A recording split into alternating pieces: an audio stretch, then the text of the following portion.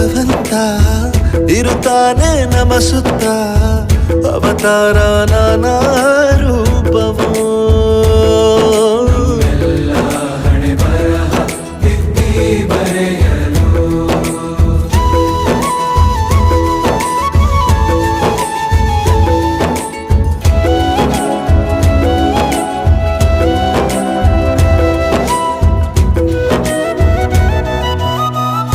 ಬಾಳಲ್ಲಿ ಲೆಕ್ಕ